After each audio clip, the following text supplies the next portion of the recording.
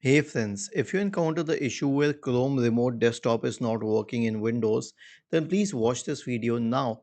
This issue is less with Chrome and more with the internet connection of your computer. So before anything else, open another browser, let's say Edge, and then search for fast.com to confirm whether the internet is working at the first place or not.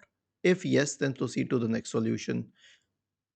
So the next solution is to disable proxy.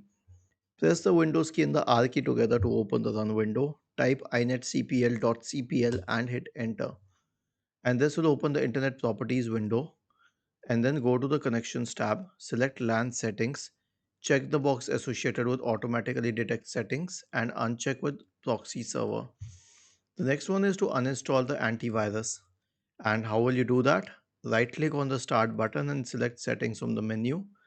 Go to the Apps tab on the list on the left hand side, select Installed Apps, and then you can find the antivirus here. Now I don't have any third party antivirus on my system, so I'll show you how to install it by uninstalling it a different application.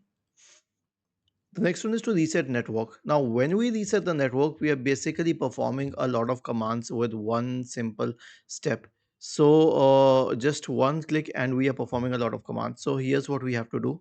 Right click on the start button and select settings from the menu. Now go to the network and internet tab on the list on the left hand side. Select advanced network settings, network reset. Click on reset now and finally click on yes. Was and lastly, obviously, if the issue is with Chrome, if the network related things are done and the issue still persists, then we can reset Chrome.